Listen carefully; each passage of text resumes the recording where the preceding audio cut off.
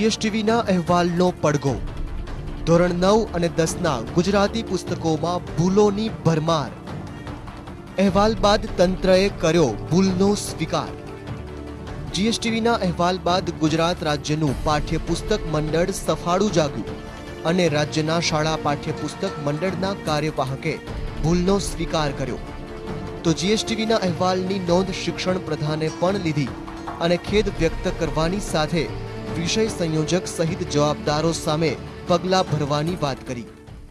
આ જે ભૂલો આવી છે, આપણે જે અમારા ધ્યાન ઉપર મૂકી છે, એ અલગ અલગ લોકોએ મૂકી, એમાં અલગ અલગ તબક્કે અલગ અલગ પ્રકારની ભૂલો કરી છે, એ હું બિલકુલ સ્પષ્ટપણે સ્વીકારું।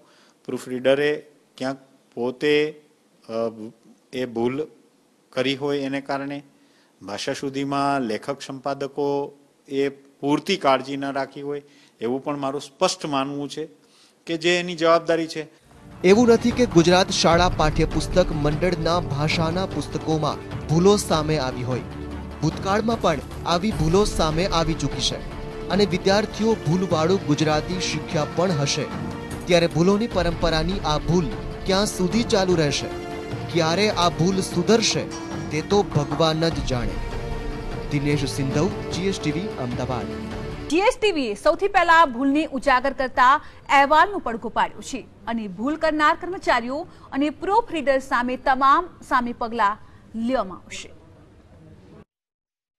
ગુજરાતી ભાષાના ધોરણ 9 અને 10ના પાઠ્યપુસ્તકોમાં ગંભીર છબરડા સામે આવ્યા છે। ત્યારે આપણી સાથે વાત કરવા માટે ઉપસ્થિત છે પાઠ્યપુસ્તક મંડળના ન્યાયક નિયામક શ્રી ડોક્ટર કમલેશભાઈ પરમાર। કમલેશભાઈ, ખાસ કરીને જે પ્રકારે છબરડાઓ સામે આવ્યા છે, કેવા પ્રકારના પગલાં લેવા છે, કેવા છબરડાઓ જોવા મળ્યા છે અત્યાર સુધી?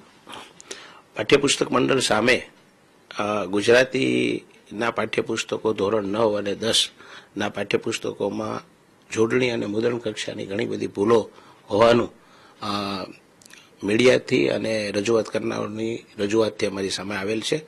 અમે આ સંદર્ભે 5 તારીખે પાઠ્યપુસ્તક મંડળના સભાખંડમાં લેખક અને સંપાદકોની એક મિટિંગ કરી હતી અને એમાં જે કોઈ સુધારાઓ સૂચવવામાં આવ્યા હતા એ સુધારા પર અમે કામગીરી હાથ ધરી છે કે જે કોઈ સુધારા લેવા પાત્ર હશે એ સુધારાઓ લઈ લે અને એનું શુદ્ધિપત્રક કે કોઈ વિદ્યાર્થીઓ સામે એની સાચી માહિતી મૂકવા માટેનો પ્રયાસ મંડળ કરશે અને પાઠ્યપુસ્તકોમાં ભૂલ રહી છે તે બાબતે જેટલી પણ ભૂલો છે એ ભૂલો અમે સ્વીકારી અને એને ભૂલનો સુધારા કરવા માટે પાઠ્યપુસ્તક મંડળ તત્પર છે। પ્રૂફ રીડર ઉપર સખ્ત પગલાં ભરી શકાય આવનારા દિવસોની અંદર જે પ્રકારે સતી જો બહાર આવીશ ત્યારે? માત્ર પ્રૂફ રીડર નહીં, પણ જે કોઈ કક્ષાએ સતી હોય, આપણે એવું શા માટે કહીએ કે ભાઈ પ્રૂફ રીડરે જોયું હશે અને પ્રૂફ રીડરની ભૂલો રહી હશે તો એ પણ દોષિત ઠરશે અને એ સિવાયના કોઈ પણ હશે તો પણ દોષિત ઠરશે। કેવા પ્રકારના પગલાં ભરવામાં આવશે? પગલાંની બાબતો છે એ મંડળના ચોક્કસ નીતિ નિયમો છે અને મંડળ જે નીતિ નિયમ મુજબ પગલાં લેશે ત્યારે આપોઆપ બધાની સમક્ષ આવશે। Thank you. આ હતા ન્યાય નિયામક પાઠ્યપુસ્તક મંડળનું સ્પષ્ટપણે કહેવું છે કે જે સત્યો સામે આવી છે તેને સુધારી દેવામાં આવશે અને જે દોષીઓ તેમની વિરુદ્ધ સખ્ત પગલાં ભરવામાં આવશે। કેમેરામેન મનીષ દવે સાથે મલ્હાર વોરા, જીએસટીવી, ગાંધીનગર।